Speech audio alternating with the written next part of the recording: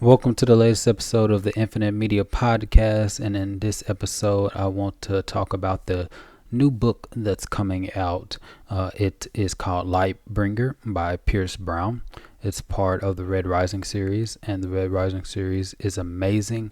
It's probably my favorite sci-fi book series. I haven't read the Star Wars books, but I've watched the Star Wars movies, so I really can't compare to that. But it's just amazing. I'm not going to go too much into what the first book is about because the action picks up immediately on page 60 or 80. So it starts the prologue, it sets the mood for the characters, and then it goes straight action, action, action. And that's how it is in books 1, 2, 3 without any slowdown from what I can remember. Of course, there's times with character building, but Pierce Brown, just an amazing author. We're going to talk about that.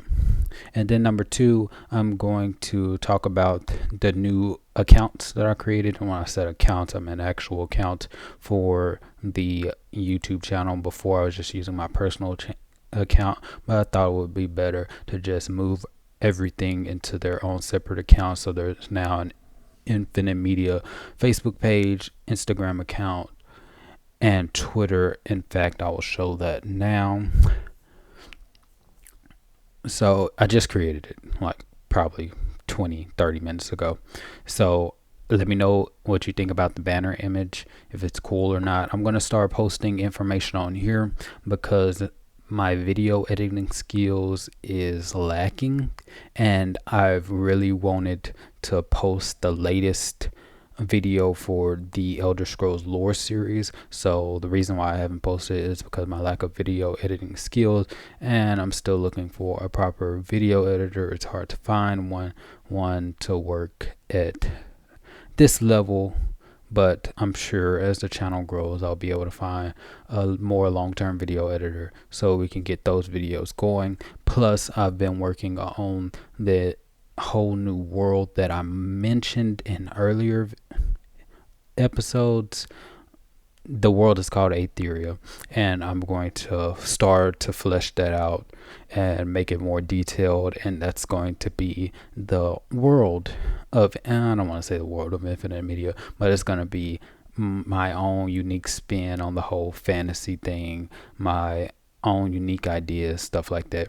I'm going to essentially recreate characters who you've seen before if you've been watching the Let's Play. That's going to be with Erlis Greenwood. I'm excited because I think she's going to be an amazing character. And then you'll have Variant Nail Nocturnal, who is kind of, I don't want to say the highlight of the whole series and stuff like that. I played a Elder Kings 2, but Crusader Kings 3 is the base game. So I played through with him on that, and then I played Wrath of the Righteous.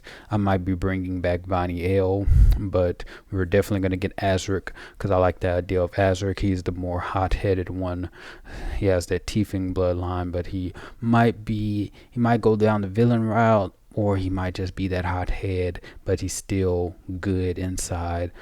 I'm curious to see how that goes. And then Seraphina Whisperleaf, I'm kind of curious how she will develop. She does have affinity with nature and those things, but of course she's not a druid. She is a sylvan sorcerer. So as the story fleshes out, I'll be posting those things mainly on Twitter because it's more writing based, and Facebook because I can do the writing on there. And then the Instagram, I'm going to start off with posting the pictures and stuff like that. So I'll probably start posting pictures Monday because that'll be the start. Well, then there's Sunday too. So either Sunday or Monday, and start posting pictures and then try to get more artwork for them. I'm still working those out, trying to take advantage of all the resources that are at my disposal. So that's why I created these. It's going to be great. Have more of a community, have more of a fleshed out world, and I think that will be a great way to like bond, like have a shared world where we bond over characters and things like that. And then whenever I do get to that point, then I'll check the different I know there is a website. I don't know the name because it's like a Japanese name, like where all of the light novels, if you've read any Japanese light novel, you know what I mean, where they start off as stories on the website, and then if they're good, then eventually they reach light novel status and stuff like that. I might go that route. I have no idea. It just depends on how attached I get to a certain character. I did like all of them when I was playing Pathfinder Wrath of the Righteous, which I'm still playing as well. So they'll be great. But let's get into Lightbringer, Pierce Brown. I love the artwork. All of the artwork for all of his Red Rising series of books are simple and clean and just great. So I don't want to talk about the background of this book because that's going to have some spoilers. To talk about Red Rising, to just to give you an idea of what it is without giving any spoilers, is that it is a sci-fi world. I'm not going to say it's a dystopia, but it's based on a class system. So you have each class doing specific things inside the entire society. And of course, you have the hierarchy, but each class has its own specific role. The golds are at the top. Those are the leaders, the warriors, the war leaders. They control the entire societal structure, and they control the military and the armies. Then you have the obsidians.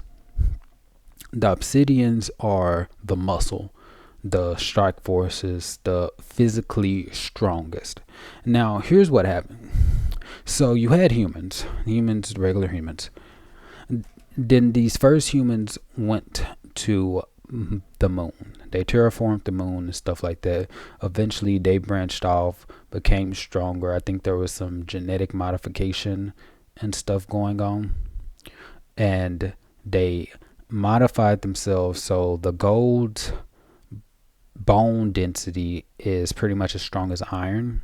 So they're much stronger and taller. I think the average height is 6 feet, 6 feet plus.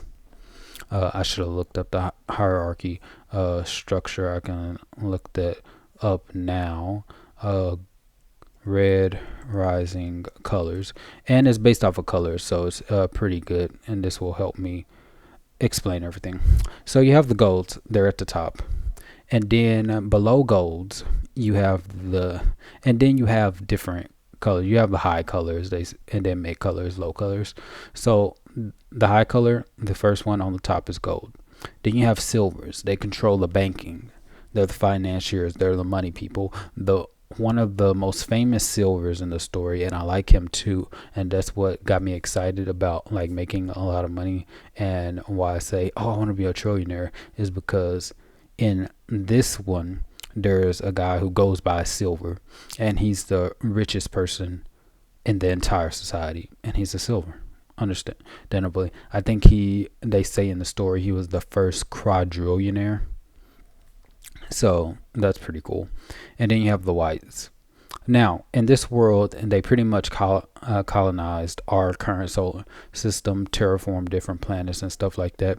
The story starts off on Mars, but of course they have the moon. The moon is the capital. And the reason it's the capital is because the gravity there, and this is what they say in the book, the gravity there is the lowest among all the planets, so it's easier to escape the planet, or it's not a planet, escape the planetary body. So that way it's easier to trade things, so they don't have to use as much fuel and stuff like that. They use a specific type of fuel. I don't know if it's helium, what they mine and stuff like that, but that's just minor details. So then you have the whites, the clergy and the judges. Coppers, you have the administration and lawyers and the bureaucrats. So basically the high colors are the ones who are the elite, the ruling class, stuff like that. They still have good lives, but still, even though the silvers and whites or coppers are up there, still a class system. Golds on the top, the golds are on the top. The silvers still understand their place. Then you have the mid colors. These are your middle class, your workers and stuff like that. You have your blues, they're the technically minded and stuff like that. Kind of like Divergent, if you've read that series, the blue erudite kind of minds. Then you have your doctors, the yellows. The yellows really they come up in the series, but they're not really the crutch of the series. So I don't know too much about them. Greens, programmers, technicians, violets, artisans, and other creatives. Now the violets, there's a thing called carvers, and I'm pretty sure they're in violets. Yeah, they're not in oranges. The carvers are scientists in a way. Consider them genetic modifiers. So for example, I don't is going to go into the story, but basically a carver, a skilled carver could take you from being a, let's say for example, a red, and make you into a gold. In this series, it's not just a class system where, oh, everyone's equal, you were just born to the wrong people. No, no, you're born to the wrong people, but they all have genetic differences and bodily difference. This is not an everyone's equal and stuff like that. Purely, golds are physically superior to every other color except the obsidians. The obsidians are physically stronger. But yeah, the golds made it that way. The ones who came before, the founding people of this entire society, were in the book, I think it's like in the sixth book, one of the characters called them pricks because they, what did they say? They basically neutered the entirety of Earth, so their population wouldn't grow at all because there was a war between the people of Luna and then the people of Earth. And then eventually, when Luna got too strong, they wanted to branch off. You know how the colonizers don't want to, the home country doesn't want to let go of their colony and stuff like that. So there was a war. The colonists won, and they used that genetic modification. So they modified themselves, gold, stuff like that. They just didn't do genetic modification. They did social modification too, and that will be explained. They don't specifically explain it. They hint at it, and then if you explore different resources, then you will understand the different things that they did. But some things are obvious in the show. And of course, the social modifications, as I've been reading out, then you'll probably pick up that each of them have their own different tasks, what they're collectively as a group are good for, because this is what they were not just socially designed to do, this is what they are physically designed to do. And then we're going to go into more of that when we go and talk about pinks. So you have your oranges, mechanics, and engineers. Usually your oranges and your blues, you'll find them on the spaceships. Basically, you find the greens on the spaceships as well. And then the grays, these are your police soldiers. They play a prominent part in this. There's some interesting grays and stuff like that. So the grays are just your policemen. They enforce everything. This is different from the golds doing the military thing, because when you have your golds in the military thing, then these are the ones who coming up with the strategy. They're the ones manning the warships. So in today's military time, the golds will be your generals, grays will be your shock troops and stuff like that. And so they are designed or bred to take orders. Now golds have their own thing that makes them stand out. Like the golds have their things called the Peerless Guard. They go through this ritual when they're young, and they're basically a proving ground to see if they can elevate to the Peerless Guard. That's going to show up in book 1. It's going to be great, amazing. Now let's go to the low colors, because this is the core thing. You know, you can't have this hierarchical society and this caste system without eventually someone rising up. And the main character, Darrow, is a red. Something happened. I'm not going to say what happened, but rises up. Now, reds are bred, and these is shown. It's not as shown as much compared to the mid colors, but it's really shown on how they genetically modify and breed humans to their specific roles. The reds are designed to be able to work hard, work in hostile environments, so they're more resistant to radiation. This is shown more in book 6 because something happens in there. But they are bred to do this. The reds are the mining the specific resource, the basically the oil of this universe, because that's whatever they mine. I forget the name off the top of my head. They mine that to run their spaceships and stuff like that, and it's an amazing, just amazing resource. So that's what the reds are designed to do. Now the pinks are pleasure slaves and social functionaries. So thinks, you already know, sex. Well, we can't use that word, that phrase. Well, I could. It doesn't matter. Just think OnlyFans, whatever. But they're specifically designed to give pleasure. They are bred in a way that they are taught as they grow up that these are the best ways, these are the best positions, da da da da. So think of like a Cortessan, like they're expertly trained, and then they have their own unique name. I don't remember off the top of my head where people, because you have, like, for example, the Peerless Guard, the iron gold, they are the top brass of golds. So there's even a hierarchy among golds. Then you have the pinks, the best that are at their job. They are called, I don't know, something pleasure or whatever. Oh, we have more. It's right here. So these are the extreme versions. So justice is for the whites.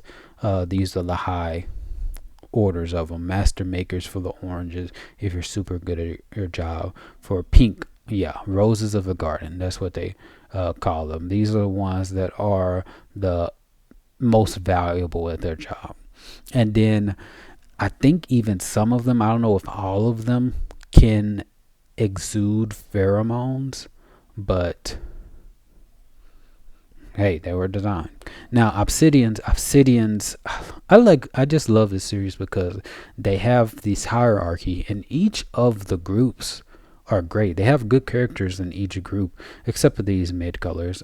I don't None of them who are specifically in these colors stand off. There was an interesting character among the grays, but the main characters are in the gold group, red group.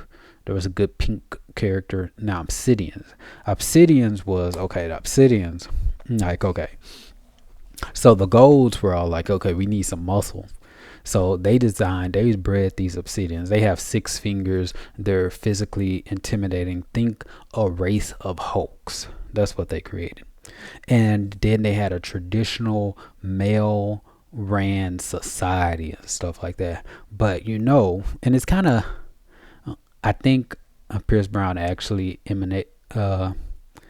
imitated our own society, and this is more like, I don't want to say a parody because it's not like a humorous story, but it reflects and stuff like that.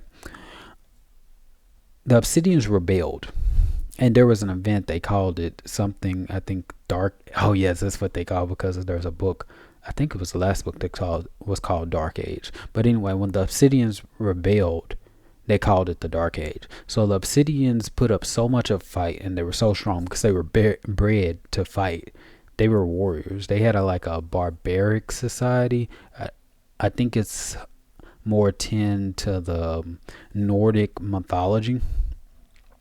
So after they were defeated, the Golds were able to defeat them. They were like, no, we can't handle these, but they still needed them to use them like for their elite enforcers or elite shock troops. So this is where they did the cultural modification. Instead of a male ran society, they made the society more female oriented, and this goes into place in the 6 books and stuff like this. This is where, like, really interesting. And then if you study philosophy or anything before this, then you'll kind of understand how that works and dynamics, and kind of echoes what we're seeing here. And then how people say, hey, we can't have men being too strong because then they'll be rebelling and stuff like that. That's why the powers that be make it more female oriented, because it's easier to control and stuff like that.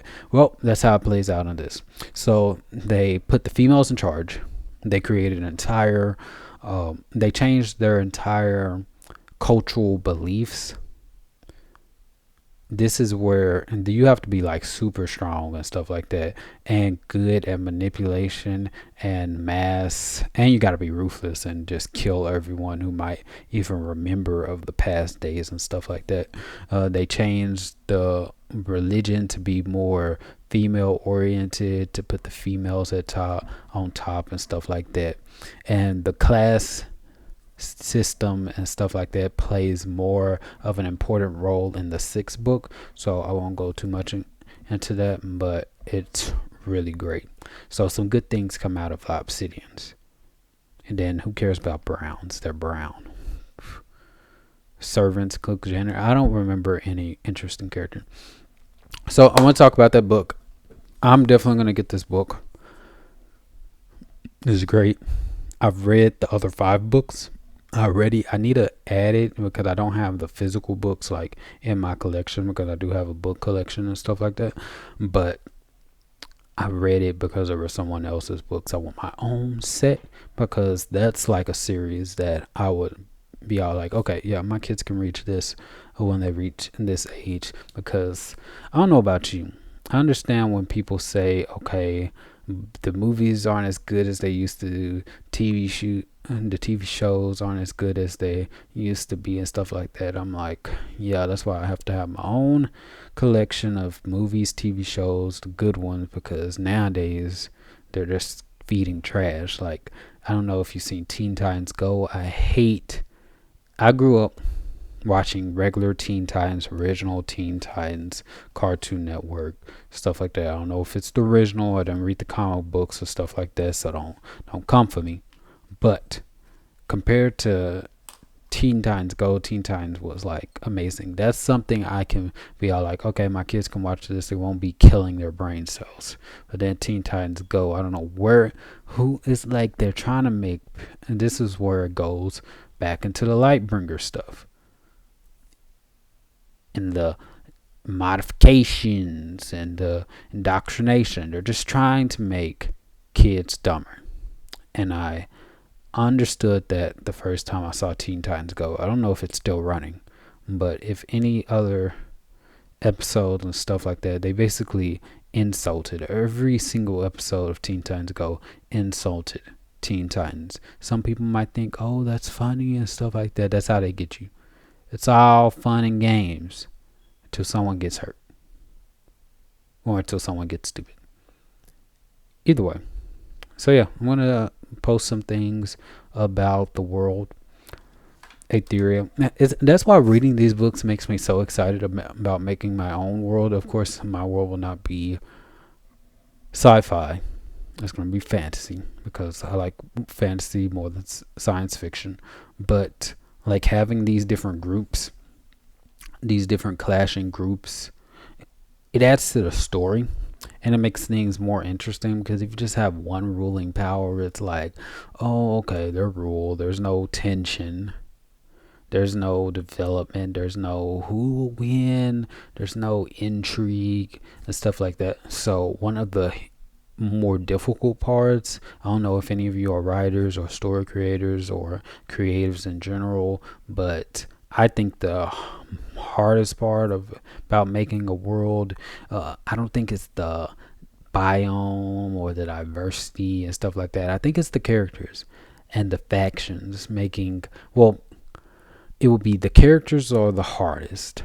The factions would be the second hardest, because of course you can make a general faction. These are good guys, these are the bad guys, and then you can have that. But of course you want to make it more nuanced than that. You don't have to. There's plenty of good shows and movies where the factions aren't. I kind of don't want to say Star Wars, because on surface level stuff, sure, you have Star Wars. You have the Sith, you have the Jedi, you have the bad, you have the good, but it's really not that. If you actually when I watched the movie, it probably I thought that. But when I read the book, I'm like, okay. And specifically the Darth Bane trilogy, I was able to understand how the Sith, the whole Rule of Two, was created, and then there was some quotes that I added to my collection of quotes from that book. And the Sith philosophy is not that different from American values, the value of individualism, and, well, I want to say original American values, because I don't know what the current American values are right now, but I'm going to just say original American values. Same thing with, I don't want to get into, I'm not a Satanist, but I read the Satanic Bible by Anton LaVey, or whatever his name was. And if you really read it, his value system isn't much different from natural. It's really not different from natural. It's the same thing. Natural value system is just what comes innately. Like if someone slaps you on the face, you destroy him utterly and completely. So I think they just lump that in and make him, oh, he's evil, and oh, he's bad and stuff like that, because it's just directly contradictory to what Jesus says, where Jesus says, hey, if someone strikes you on one cheek, then you turn to him the other. No one does that. I was thinking about this. I'm going on to a tangent, but I just want to finish this out. Like I don't know anyone who would get slapped and then offer the other cheek unless they're afraid. But I don't know anyone who is not. Usually people get mad. Usually someone will punch you, not even just slap you back, punch you back, just keep on beating up on you, which is, if you're looking at things objectively, more akin to Anton LaVey Satanism. I don't know if there's more different types of Satanism and stuff like that. And he also says don't hurt children or animals and stuff like that. Of course, he's just not saying be a vegan when it comes to animals and stuff like that, but essentially no cruelty and stuff like that, protect the weak and stuff like that. So really common stuff. Then you have the other extra stuff that I don't know. I can't remember off the top of my head. I still don't think I have the book in my collection. I'm looking up because I'm looking at the vast amount of books. I need more, and I have a lot more to read. But I just want to talk about those things, and then, because it's really important, I'm going to be posting some stuff on there. I'll probably link. Oh, I think I can do it in the community tab. Link it to Twitter and stuff like that, and just connect things. Maybe. We'll have to see. So I'm going to be mainly working through words and stuff like that because it's easier for me, so I can develop the team. I'm still going to have these podcasts. Hopefully all of you enjoy. Maybe we can do some videos after I finish this Lightbringer book. I can talk about it, and that one I will have a non-spoiler free section, and then I'll have a spoiler section, because I want to make this a very inclusive, whatever that means, community where we can talk about things that we enjoy. And I enjoy the Lightbringer series. I know a lot of people are fans of Brandon Sanderson, Don't Crucify Me, Mistborn series. I'm not going to look it up. I'm not going to check myself.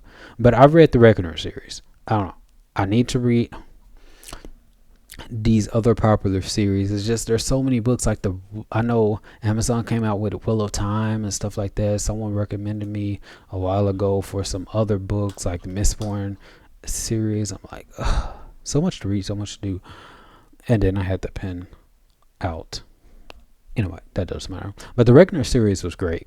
I don't know if it is just 3 books. 3 books. A great dystopia. Yeah, dystopia.